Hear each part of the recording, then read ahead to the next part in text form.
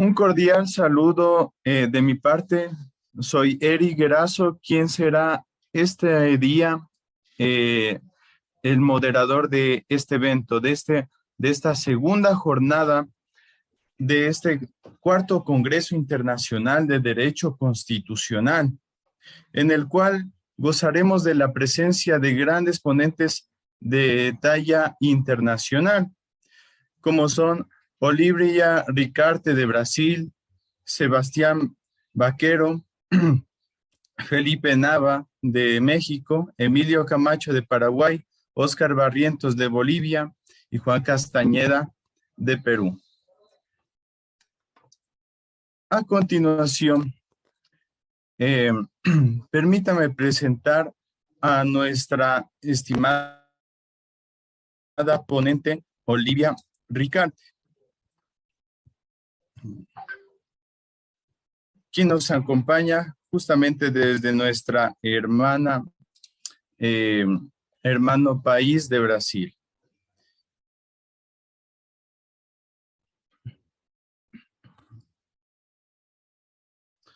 La doctora Olivia Ricarte es jurista brasileña, directora de Derecho Internacional de la Academia Internacional de Letras Jurídicas.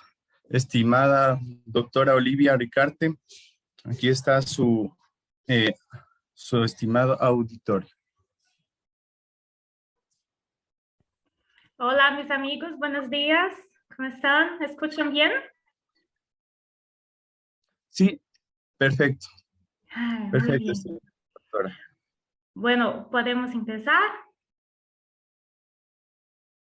Efectivamente, podemos empezar. Ok, excelente. Entonces, hola, mis amigos, buenos días a todos. Es muy bueno estar de regreso con ustedes, el equipo de Latin Juris, una vez más juntos. Y yo espero sinceramente con todo mi corazón, en verdad, que este encuentro se repita, sea posible por muchas y muchas veces más en el futuro. Me gustaría felicitar a los presentes, agradecer, en la verdad, a los presentes que sacaron un poquito de su tiempo de la rutina que es muy corrida, muy apertada. Yo sé de eso porque yo también tengo poco tiempo para hacer estudios, conciliar estudios con trabajo, con familia, con todo más. Entonces, es un sacrificio tener un poquito de tiempo para escucharme, para escuchar la propuesta de la temática que voy a presentar ahorita. Entonces, muchas gracias por eso, por reservar un poquito de su tiempo para nuestro encuentro hoy.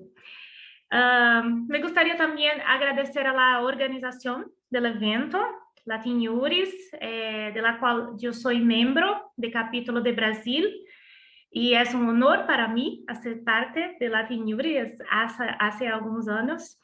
Y también las otras organizaciones responsables por este evento, que están involucradas con este evento. Entonces, muchas gracias.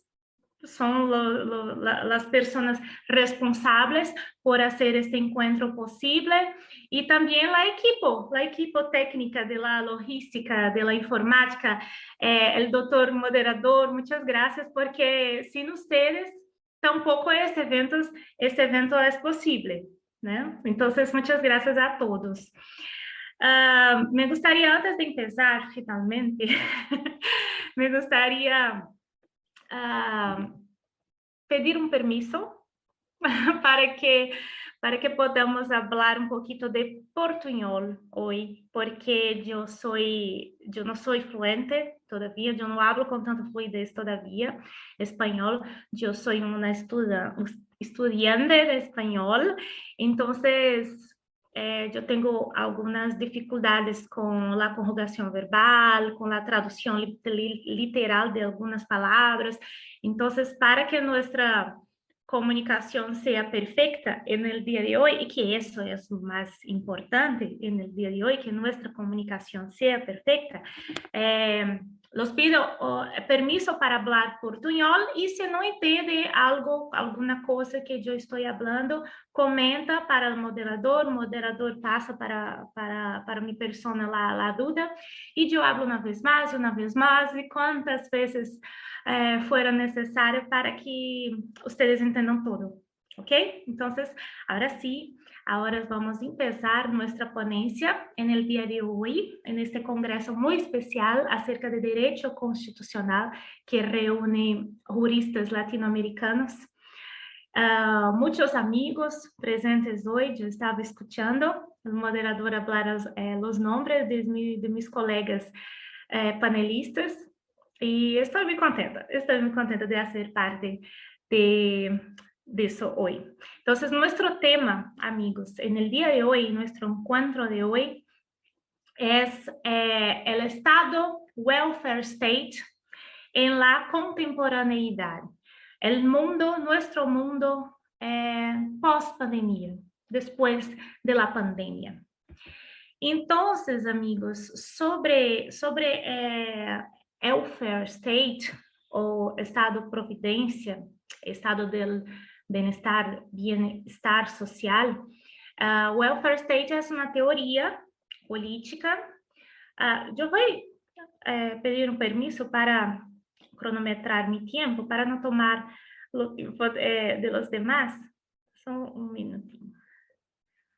Listo. Entonces, amigos, el welfare state es una teoría política fundada sobre el pensamiento de que el Estado tiene el deber, la obligación de cuidar de sus ciudadanos. Esto es basado en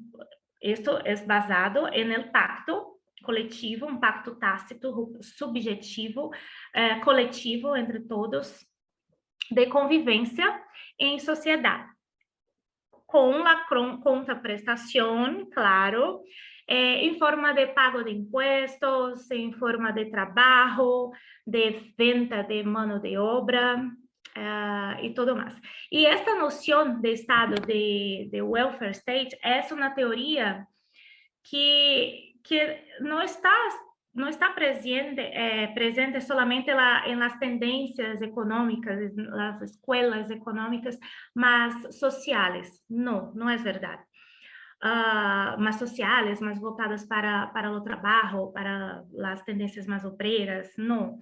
Esta tendencia también se encuentra en las escuelas más liberales, escuelas económicas liberales, cuando los teóricos se preocupan, los teóricos liberales, se preocupan por la relación entre el Estado y la sociedad, la relación entre Estado y mercado, la relación entre sociedad y mercado, las dos puntas, las dos extremidades de relaciones sociales.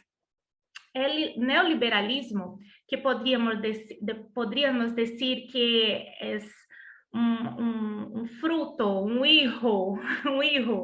fruto generacional de la teoría liberal clásica, tiene como principal punto de cuestionamiento el enfrentamiento que la sociedad debe tener presente en su mente, que es la preocupación con la ineficiencia del Estado en promover el bienestar social en forma de monopolio, o sea, todo el bienestar social podría vir apenas solamente por parte del Estado, y eso es peligroso en la conciencia y en la escuela liberal, escuela económica neoliberal. Porque eso es un punto que ha sido demostrado en toda la historia de la humanidad, principalmente en la historia reciente de la humanidad, y que para tratar eso, el Estado tiene que ser cada vez más grande, el Estado tiene que ser cada vez más intervencionista, y el Estado necesitaría cada vez más que la gente, el pagamento de mayores contribuciones. para promoção desse bem-estar social quando é um monopólio do Estado. Por outro lado, os que agora poderíamos chamar de escolas socioeconômicas democráticas ou escolas sociais democráticas, com a defesa por la socialdemocracia, que é um fruto generacional das escolas sociais clássicas e que vem tomando uma adaptação para com o mundo capitalista, aprendendo com os errores do passado, muitas vezes um passado revolucionário, nós sabemos disso. Então, as escolas de la socialdemocracia, escolas econômicas de socialdemocracia, vêm aprendendo com esses errores, adaptando todo para que não se repitam os erros revolucionários do passado. Então, esta escola, por outro lado, ao contrário, em contramano das escolas neoliberais, tem como defesa que Estado e mercado, Estado e propriedade privada, Estado e sociedade podem trabalhar juntos. Então, pode existir uma harmonia com o mercado e que é possível trabalhar em ações conjuntas para o bem-estar social. O Estado e o setor privado, por exemplo, para garantizar, proteger os direitos sociais básicos, como no âmbito de trabalho, como no âmbito de previdência social, de la educação e no âmbito de la saúde. E nos pareceu importante, considerando nosso tema de hoje, de nosso conversatório de hoje, nos pareceu muito oportuno, muito importante levar hasta ustedes lo que consideramos a concepção de bem-estar social mais urgente, mais atual, que é bem-estar social que vivimos hoje. A urgência de bem-estar social, a necessidade, ponderação, quizá, de bem-estar social no dia de hoje, que pensamos ser a volta à normalidade do mundo depois da pandemia do Covid-19, que se levou muitas pessoas, e este é, sem dúvida, o mais importante, o mais relevante, as pessoas queridas que se foram na pandemia, é a parte mais triste de todo este contexto, sem dúvida, pero que também deixou, depois da pandemia, deixou um mundo para que nós outros que sobrevivimos podemos recuperar. E tanto desse ponto de vista econômico, como as escolas liberais, neoliberales, sociais democráticas, e nisso involucra o welfare state, quanto do ponto de vista social. E em um mundo, amigos, extremamente, completamente, eu diria, globalizado, completamente conectado, como é o mundo de hoje, nem se quisiera, é possível dizer que estes dois aspectos, social e econômico, nós poderíamos dissociar-se um do outro. Então, e a pandemia nos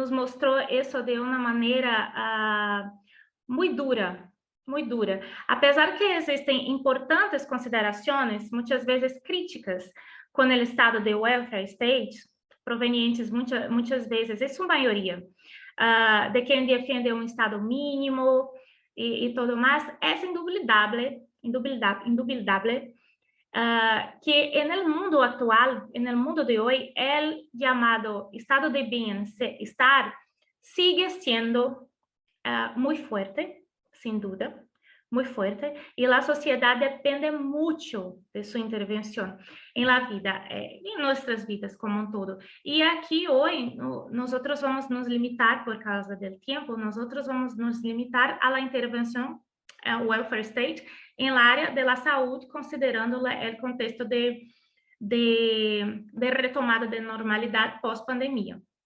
Especialmente en Brasil, en mi país, amigos, donde perdimos casi 700.000 personas durante la pandemia, es mucha gente, considerando, sin considerarmos la subnotificación y todo más, pero eso es un otro tema para un otro encuentro. Y mesmo perdiendo casi 700.000 personas para la pandemia, para el virus, y todavía hoy, hasta hoy, estamos entre los 15 países con la media más grande de muertes por millón. Yo voy a sacar eso para no atrapalhar nuestro conversatório. Cosas de mujer. Entonces, mismo nosotros estando en los 15 países con la media más grande de muertes por millón de habitantes, por millón de personas en el mundo hasta hoy, formalmente la declaración de março de 2020 de la OMS, de la Organización Mundial de Salud, todavía está valendo, todavía está en vigencia, está en vigor. Entonces, la pandemia en realidad no terminó formalmente, no llegó a su fin formalmente. Entonces, tenemos que tener en mente que la pandemia todavía existe, y tenemos que trabalhar com isso hasta que a OMS declare su fin del contexto pandêmico mundial de forma oficial. Então, especialmente em Brasil, volvendo a nosso raciocínio inicial, nosso pensamento inicial, então, especialmente em Brasil, amigos, nós vimos em la pandemia la dependencia de una grande mayoría, de una abrumadora mayoría de la población del sistema, dependencia de abrumadora mayoría en Brasil de dependencia del sistema público de salud, del sistema único de salud. Nosotros llamamos aquí SUS, Sistema Único de Salud, que es muy criticado em Brasil, muitas vezes, é objeto de muitos escândalos de corrupção também, muito negligenciado por las políticas públicas muitas vezes, pero en la pandemia se fez muito importante e muito necessário. E nosso Sistema Único de Saúde foi criado por nossa Constituição, que todavia está em vigência hoje, que é a Constituição Federal do Brasil de 1988. Esta Constituição, amigos, foi criada, foi formada em um contexto histórico muito sensível em Brasil, porque nós estávamos finalizando nosso processo de redemocratização por acá.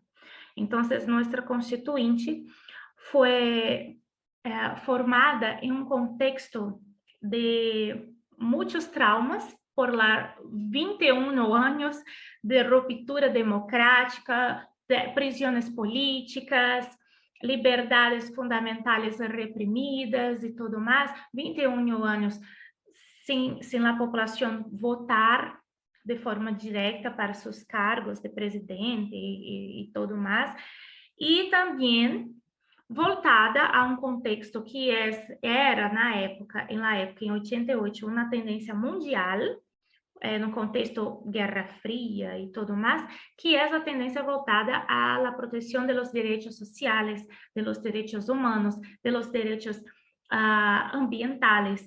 Entonces, de los nichos, de la protección de los nichos sociales, de la protección máxima de los derechos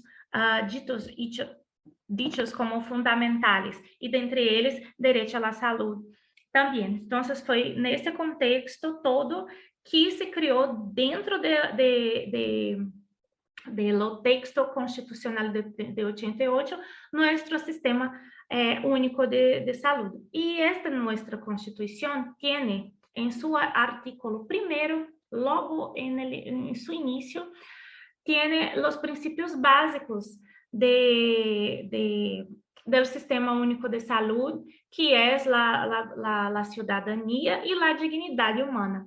E aqui nós não podemos olvidar que a Constituição se levou a cabo nesse contexto que acabamos de dizer, contexto de redemocratização e um contexto de alta tendência à la defesa dos direitos humanos e direitos sociais. E tendo isso em mente, quando o texto constitucional atribui ao Estado, atribui a nossa República, atribui ao Estado brasileiro a tarefa, o dever de observar e de promover estes princípios, cidadania e dignidade humana, desses direitos, então vemos claramente a materialização em nossa cara, a materialização real de la relação umbilical que já existia, que já era muito sólida em la teoria. No contexto teórico que hablamos no início de nosso conversatório, que era estabelecido entre Estado, welfare state, e Estado de bem-estar social, e os direitos universais de la sociedade. O bem-estar social promovido por welfare state, por la intervenção do Estado na vida das pessoas, também se podia sentir nós podemos sentir também em la pandemia, quando, por exemplo, quando foi necessário aumentar o número de camas em los hospitais, eu creio que habla camas em hospitais, nós falamos em português leitos, pero camas de hospitais, para que pessoas poderiam ser internadas. Quando foi necessário também, por exemplo, reubicar estas camas para que não se faltasse espaço em um hospital e se tornasse excedentes espaços em outro hospital. Quando foi necessário também enviar mais insumos para estes hospitais. Quando foi necessário também, isso é muito importante também, se tratando de welfare state, que é uma teoria basicamente econômica, né? Quando foi necessário negociar e fazer a logística de vacinas quando estavam disponíveis, comprar as vacinas, as vacunas quando estavam disponíveis e todos mais. Então, además de promover as políticas públicas para a assistência regular, que é a base de teoria de welfare state, o welfare state também serve, como de fato lo hizo, para situações de emergência, como foi em la pandemia. E isto, amigos, foi possível graças a um sistema que já estava estruturado desde há muitos anos, muito tempo, e está respaldado por todo o marco legal, incluída lá nossa Constituição Federal, como acabamos de dizer. E neste ponto, destacamos que, segundo a teoria de estado de bem-estar social, segundo a teoria básica de welfare state, clássica de welfare state, o serviço público é um direito do cidadão, não é um benefício, é um direito, é uma obrigação do Estado, partindo da premissa de que a dignidade da pessoa humana é universal. Então, dignidade da pessoa humana está diretamente ligada à promoção do bem-estar social sob o espectro da saúde para esta relação entre welfare state e cidadãos. E este modelo em la pandemia foi sumariamente, indubitavelmente necessário ante o caos de la pandemia em Brasil, tanto em estados, pero não somente em Brasil, não somente em Brasil, tanto em estados mais enfocados no espectro político voltados para a social-democracia, quanto para em estados mais liberais. Además del intervencionismo sanitario, también podemos tomar otros ejemplos en el campo econômico puramente ligado ao welfare state, como a expansão do gasto público em formas de diferentes subsídios salariais e inversão também em programas de rendas mínimas. Por outro lado, porque há sempre um outro lado, quando tratamos de relações interpersonais, de relações entre Estado em pessoas e Estado de welfare state, agora, no mundo pós-pandemia, depois da pandemia, temos outro desafio. O mundo pós-pandemia tem, por si só, um outro desafio, que é de enfrentar a crise fiscal. O crescimento inflacionário, Brasil, hoje temos em Brasil 4,1% de crescimento inflacionário, é alto, claro, existem países mais críticos, em situações mais críticas que o Brasil, mas é um crescimento alto. Também temos que enfrentar o alto endeudamento, e acá temos uma situação bastante crítica em Brasil, porque 79%, quase 80% de nossas famílias em Brasil têm deudas, estão endeudadas. Então, a renda não é suficiente para pagar as contas, 80% da população brasileira. E é precisamente isso, a recuperação econômica depois da emergência sanitária é uma espina clavada do modelo welfare state desde sua criação, lá por volta de 1880, 1890, no auge, no ponto máximo de la teoria. Recuerden, amigos, que dijimos no começo de nossa conversação que é muito difícil dissociar, desvincular, apartar lo social de lo econômico, não é verdade? Então, em um contexto globalizado e conectado, já é difícil. Imagine-se agora, não é verdade? Então, é muito complicado. E neste momento podemos ver que em vários momentos da história da humanidade, poderia dizer momentos mais próximos de nossa geração, para ficar mais claro em nossas mentes, que a história recente da humanidade pode nos ensinar muitas coisas. Podemos aprender com os erros e os acertos de las gerações passadas que viviram situações similares como a que nós outros estamos vivendo agora. Por exemplo, a Grande Depressão de 1930, também um outro exemplo, no contexto imediatamente posterior à Segunda Guerra Mundial, quando, em ambos os casos, nesses dois exemplos, luego depois de um momento muito crítico, o welfare state foi a saída para reconstruir a sociedade, e pensamos que o welfare state continua a ser a saída emergencial mais segura para a recuperação de nossa sociedade neste contexto mais atual, neste contexto imediatamente pós-pandemia. Depois é outra história, outro encontro, outra ponência, outro conversatório, pero estamos tratando acá solamente de welfare state num contexto imediatamente pós-pandemia, ok?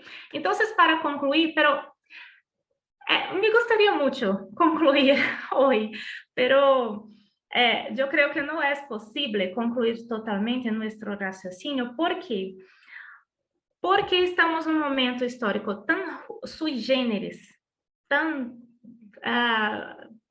complicado e tão particular, que mesmo se compararmos com outros momentos históricos, como a Depressão de 1930, a Segunda Guerra Mundial e tudo mais, assim mesmo, nosso momento guarda uma particularidade.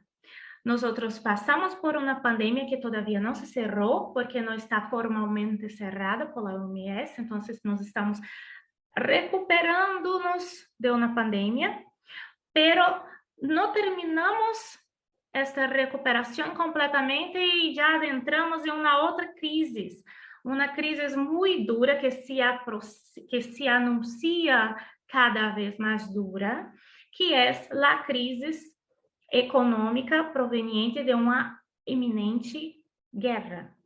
Estamos falando acá do conflito que se empezou no leste europeu, encabeçado, capitaneado por Rússia e Ucrânia.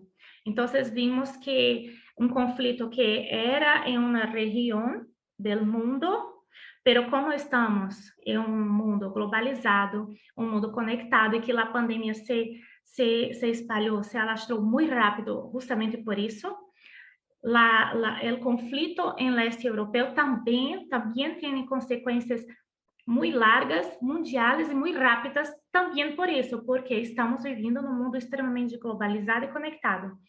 Prova disso é que um bloqueio no Mar Negro, bloqueio de transporte de granos no Mar Negro, acá em Brasil, nossos granos aumentaram 10%, e nós somos um dos países que mais produzimos granos no mundo. E assim mesmo não conseguimos escapar do processo inflacionário promovido por la crise. Então, temos crises de commodities de granos, crises de commodities de petróleo, crise energética, como é no caso da Europa, e Deus não lo queira, pero estamos muito cerca de uma crise de segurança internacional, incluído com a ameaça nuclear.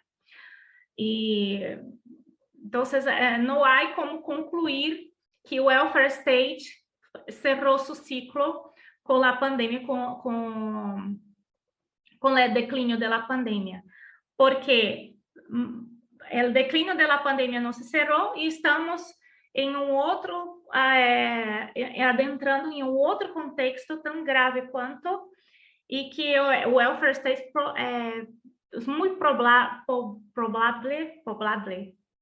Bueno, é muito fácil, é muito difícil haver dúvidas acerca de que não vamos precisar novamente de um welfare state muito pronto, muito urgente e muito,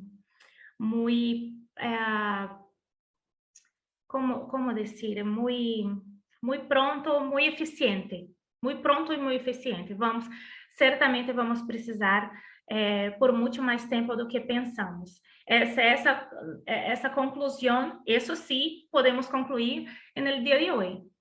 Isso sim, amigos, que o estado de welfare state é um sistema que nós outros não podemos ignorar sua importância, não podemos pensar que estamos prontos para uma ruptura total, para um estado mínimo.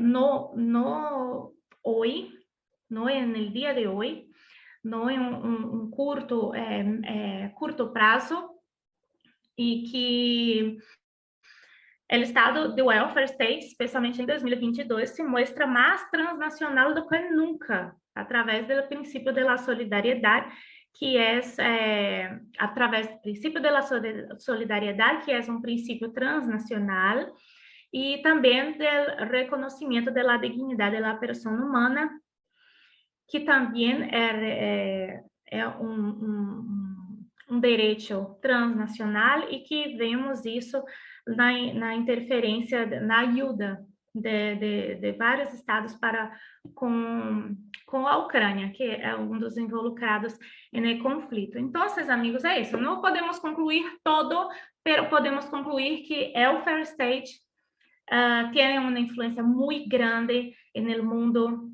en el contexto del mundo post-pandemia, y Dios no se le quiere, no quiera eso, pero en el mundo que antecede a un conflicto com muito peligro de avançar para um conflito nuclear. Então, o welfare state todavia é muito importante, muito necessário, muito atual. Esta é nossa conclusão hoje.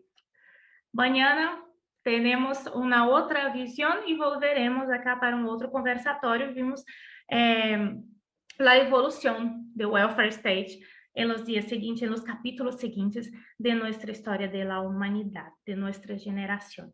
Então, é isso, amigos. Estou quase mi tempo. Se tem algum ponto que agregar aqui em nossa reflexão, perdona-me por mi portunhol. Se tem algum ponto a agregar em nossa reflexão, sinta-se livre. Se querem fazer alguma pergunta, e não temos tanto tempo assim, mas se tienes alguma pergunta que surge depois de nossa reunião acá, de nosso conversatório, que não é algo que não é raro que se passa, porque também me passa quando escuto uma conferência, fico a pensar acerca do tema e depois quero conversar com o ponente, depois para complementar as reflexões. Então, se isso acontecer com vocês, sintam-se livres para procurar-me em minhas redes sociais. Mi Facebook é Olivia Ricarte, mi Instagram é @Olivia_Ricarte.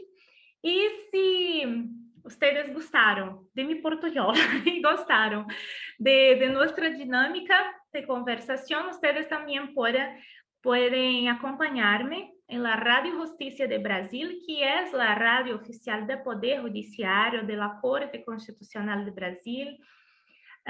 Nosotros estamos todos los viernes en vivo a las 9 de la mañana, horario de Brasilia, y por la Radio Justicia, só poner en YouTube que estamos en vivo y ustedes pueden acompañarnos de qualquer lugar desse mundo globalizado e conectado que vivimos hoje. E aí, todos os viernes, conversamos acerca de política internacional, como conversamos no dia de hoje. Então, muitas graças por el espaço, por la oportunidade, e nos vemos pronto, amigos, se Deus quiere. Um forte abraço e hasta la próxima.